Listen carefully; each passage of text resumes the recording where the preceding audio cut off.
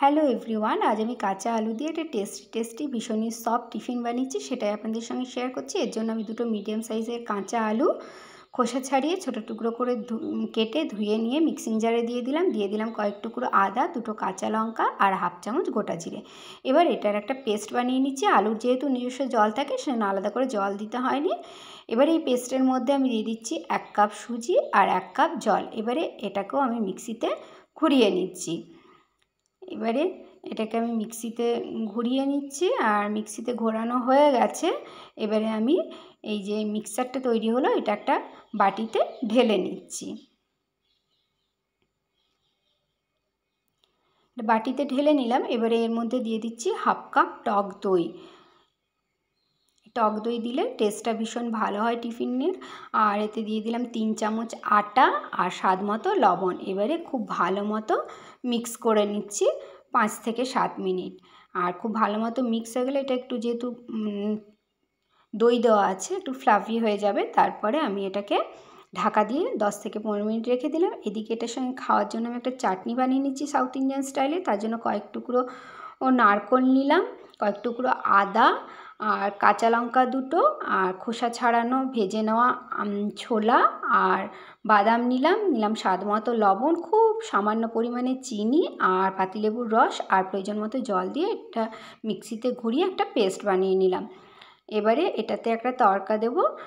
বাটিতে ঢেলে নিলাম, আর এটা মিক্সিং জারটা ধুয়ে আমি একটুখানি জলটা দিয়ে দিলাম। এবারে তড়কা বানানোর জন্য এতে আমি একটা হাতা খুব বেশি পরিমাণে গরম করে নিয়ে 1.5 চামচ সাদা তেল দিয়ে তার মধ্যে দিয়ে দিলাম হাফ চামচ কালো সর্ষে, কয়েকটা কারি পাতা আর একটা শুকনো লঙ্কা এরকম হাফ করে ছিঁড়ে দিয়ে দিয়েছি। তারপরে চামচে করে এটাকে একটু নাড়াচাড়া করে ভেজে নিয়ে চাটনির মধ্যে দিয়ে দিলাম। এতে চাটনির স্বাদটা আরও বেশি বেড়ে যায়।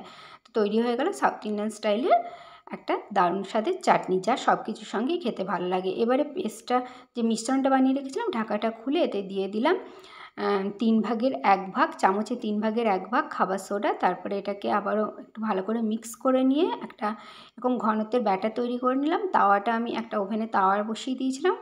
তাওয়াটা আমি গরম করে নিয়ে এতে দিয়ে দিয়েছিলাম 1 চামচ সাদা তেল। সাদা তেলটাকে টিস্যু পেপার দিয়ে মুছে নিয়ে তার উপরে ব্যাটারটা দিয়ে দিলাম তাওয়াতে। এবারে যখন দেখবো যে ওপরের পোর্শনে কাঁচা ভাবটা চলে গেছে, তখন এটাকে আমি উল্টে দেবো। আর এটা সহজেই কিন্তু উঠে চলে আসবে, যেহেতু তেল দিয়ে ওটাকে মুছে দিয়েছিলাম সেই কারণে। এবারে উল্টে পাল্টে এটাকে ভেজে নিয়ে আমি তুলে নিচ্ছি।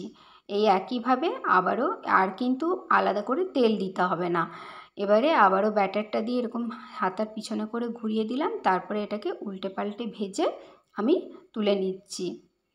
এটা বানানো ভীষণই সহজ, আপনারা বাড়িতে একবার হলেও ট্রাই করবেন। আমি চাটনির সঙ্গে নিয়ে নিলাম, বাকি সবগুলো বানিয়ে নিয়েছিলাম। আর এটা দেখুন ভীষণ সফট হয়। বাচ্চাদের স্কুলের টিফিনে রুটি দিলে এরকমভাবে রুটি পরোটা শক্ত হয়ে যায়, অফিসের টিফিনেও এরকম শক্ত হয়ে যায়, তো খেতে ভালো লাগে না। সেই ক্ষেত্রে এইরকম যদি আপনারা একটা টিফিন বানিয়ে দেন, তারা খুবই রুচি করে বা ভালো মতো খেতে পারবে। তো আপনারা অবশ্যই একবার হলেও বাড়িতে ট্রাই করবেন। Please to like, comment, share and subscribe to my channel. Thank you so much.